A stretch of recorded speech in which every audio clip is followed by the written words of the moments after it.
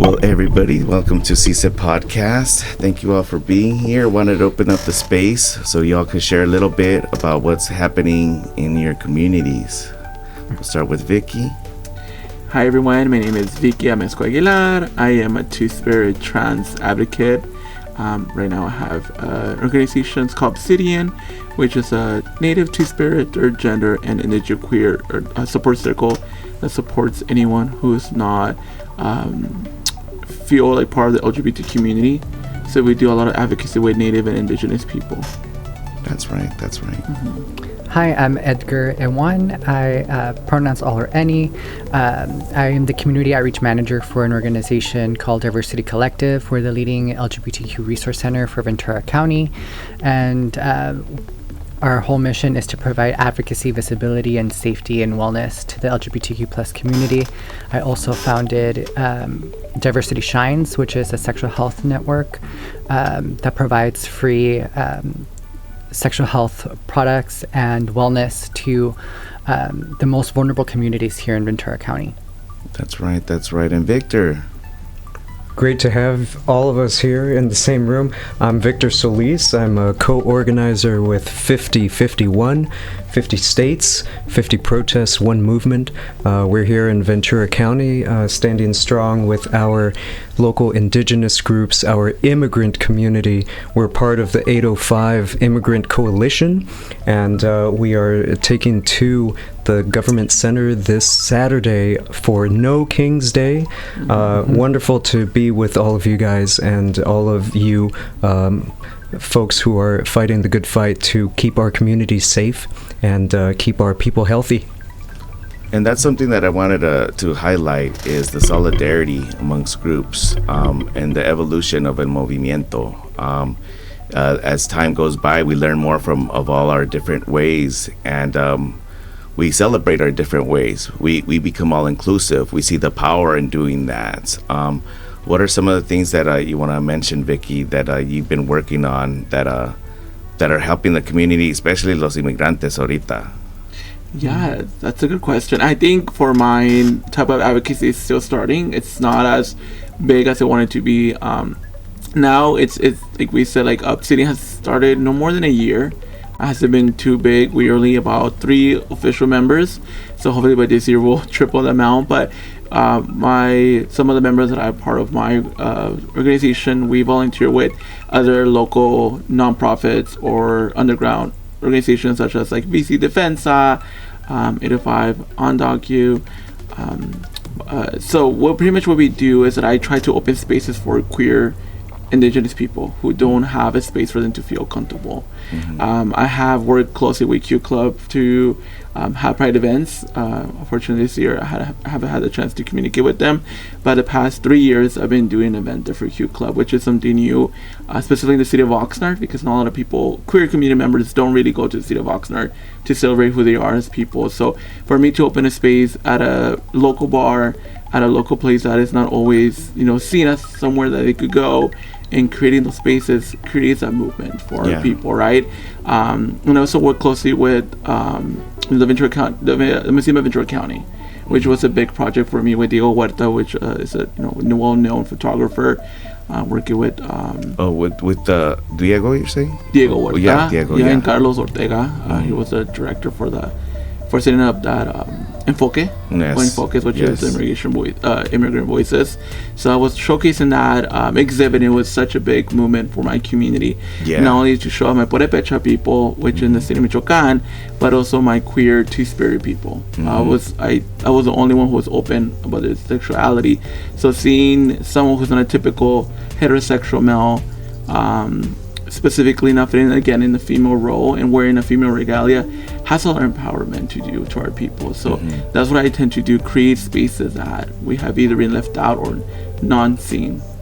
What about, I don't know if anybody could answer this, but mental health, like supporting mental health, is there any programs for that? Yeah, I partner a lot with, when it comes to the indigenous community and youth especially, we partner a lot with a lot of organizations like the Coalition of Family Harmony.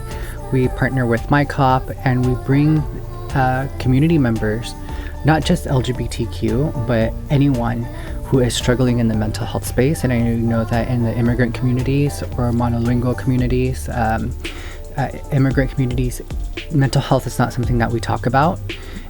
So we try to make it as digestible and accessible as possible to those. And for most of the time, we're able to give them free services, not just for them, but also for their parents or other family members. Thank you for sharing. And see, also part of I think the movimiento is made out of love. I think that's part of the movimiento. That's why everything is such an all-inclusive kind of a movimiento. But I was also going to say, I don't like to use the word HATE. I don't. But sometimes those things happen. And I just wanted to see if Victor could speak a little bit. I know that there was something that he wanted to talk about. But once again, I don't like using that word because I think that we respond with love, and I wanted to focus on that. But I really wanted Victor to share a little bit about something he wanted to share. Por favor. Yeah, I appreciate that. Gracias. Something that I can share with all of you as our allies is that we are marginalized groups. And when we borrow from faith-based communities, the first one that I think of is my church. It's Unitarian Universalist Church of Ventura. We have love at the center. That is our guiding value. And among those values are intersectionality, justice, climate justice, that's social justice. We have to care for the land. We have to care for one another and all of this life that is part of the land. So when we think about our LGBTQ plus community, my heart goes out to the trans members of our church. We stand with them. When I go to that congregation and the first words from the pulpit are the reverend who says, all are welcome here, all genders, all sexualities. And think about what that message is when you hear somebody who's dressed in their garb, who is standing for leadership, and they have that door open, to the LGBTQ plus community. So that's the first thing that I think of when you say love. Yes. Love is what we use to show that, we are united no matter your skin color, no matter who you love. Right. That's what's straight up, man. Yeah. Yeah. No. And so then tell us more about how the group 5051 how they have been helping push that forward. Right. For sure, a story that I can share with you is how we came together. Again, it was coalition. So it all started when 5051 VC, Ventura County, learned about this group, and we don't use that word. Yeah. They came out of the so-called, think about the kind of words that they use, that they try to use that kind of, American language. So this group, which was endorsed by the Republican Party of Ventura County, was going to have themselves some kind of fundraiser.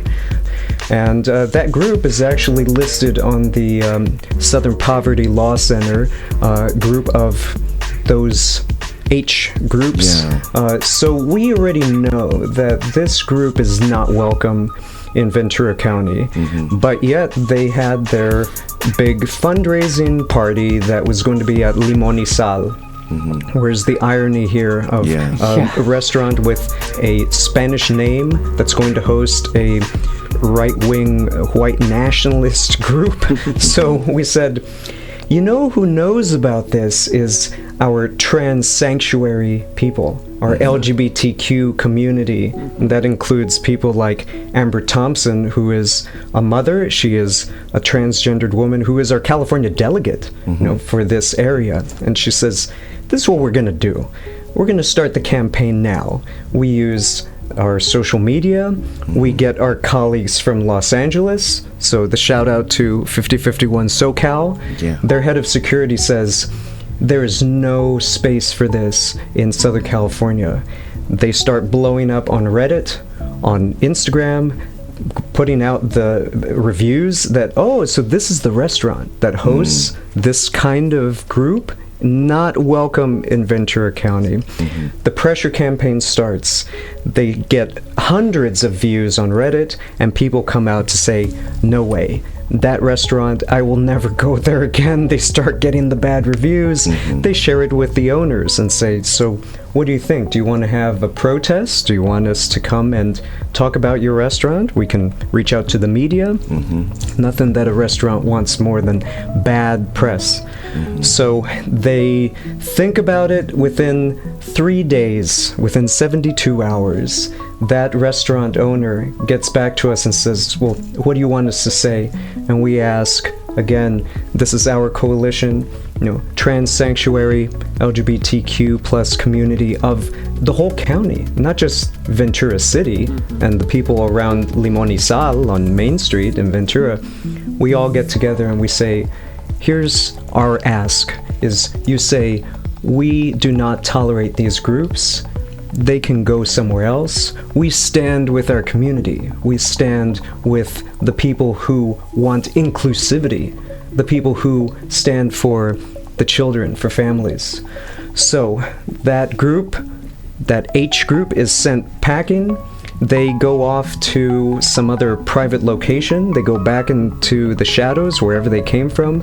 And we have turned that event on a Wednesday a few weeks ago from hosting these alt-right people into our party, into the tables are packed with LGBTQ allies, with 5051 allies, with the security folks from Los Angeles, and to come in solidarity.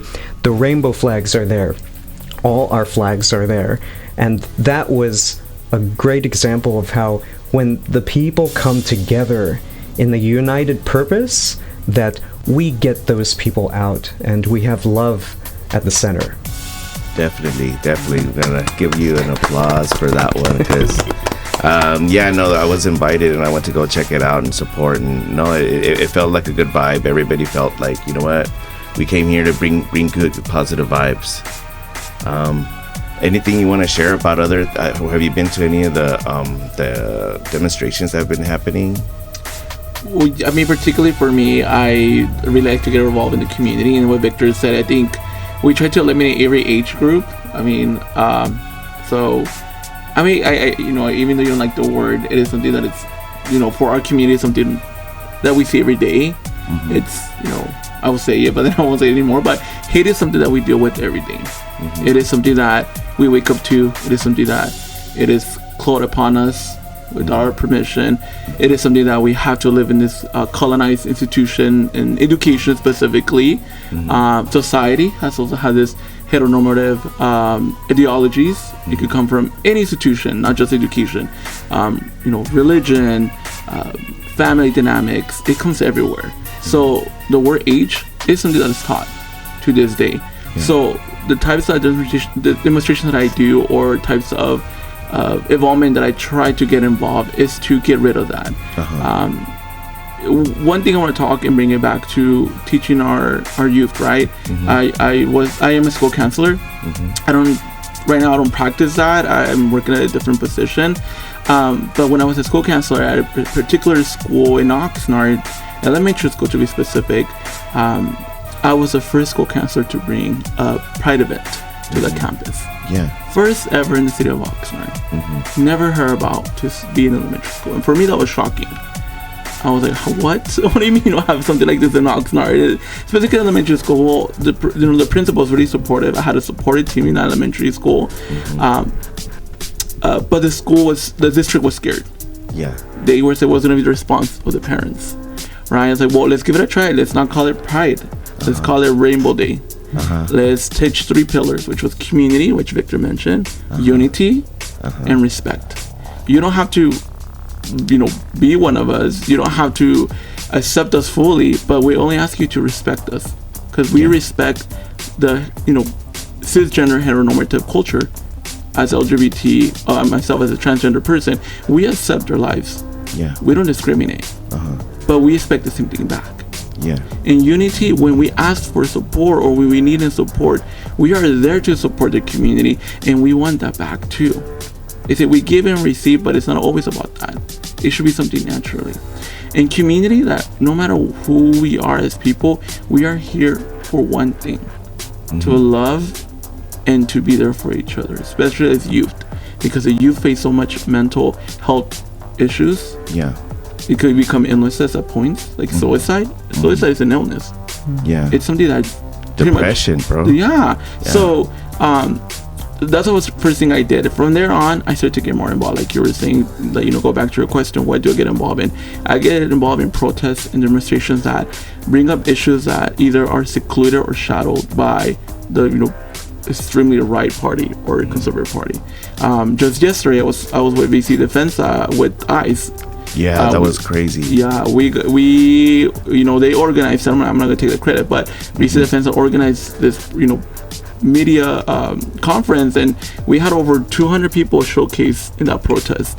But I got more involved because my community where I was raised, I don't want to say the name of the neighborhood because I don't want it to be targeted. But in that neighborhood particular I grew up was being attacked by ICE, being patrolled. And for me, when I saw the address where they were at, I got up from my bed at 6:30 in the morning, drove there and started to patrol. I could not believe the number of patrol officers that were there, undercover, taking something that should be given to us. Freedom of work, freedom to be ourselves, and freedom for our immigrant, I don't want to say immigrant, but our brothers and sisters who came to this country to survive and to even help this government. And then we got to remember, land doesn't belong to anyone. This is stolen land. If we pay attention to our history, this was land didn't belong to anyone. It was open to anyone to be anywhere. That's how our native brothers and sisters believed in. We don't give ownership to anything. We use it, we take care of it, and we pass it on. That's what we care about. So that's the most recent thing I was involved with, the protest, and passing out flyers and telling our immigrant communities, you need to know your rights.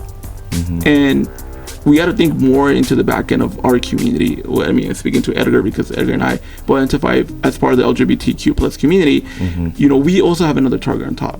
Not only are we queer, and we accept that term as queer because some people it may be triggering, but we accept it. As queer members, we face that target of age. Secondly, we are also a minority because of our skin tone. Two targets behind our back. So imagine those, undocumented, and excuse me for my language if someone gets offended for using that word, but our documented queer family, they barely know their own rights as LGBT members. Imagine knowing their rights as immigrants or undocumented. So for me, that's my biggest role that I'm recently getting involved in, and getting to find out where is a population of people, where my Spanish speakers or native speakers such as Mixteco, Purepecha, how can we get to those people and teach them their rights? Edgar, you want to say anything? I'm just taking all of this in. I had an aha moment because I have heard of 5051. I think the first time I heard of your organization, Victor, I think it was there was an incident with an LGBTQ or maybe it was a black student at one of the high schools in Camarillo, and Diversity Collective, the organization that I worked for, then became an advocate and a champion for this youth in partnership with 5051. And we did share that flyer that Amber created. I work really close with Amber. And I'm very glad that we were able to come in as a community, and Limón y Sal was able to recognize that we're here and our voices are just as powerful. So thank you for getting that out there. Yeah, I have to say that, because that's a huge act of love and kindness. Because we do want to focus on that. Yes, and the work that we do is all coming from a place of love and appreciation of our cultural differences and values.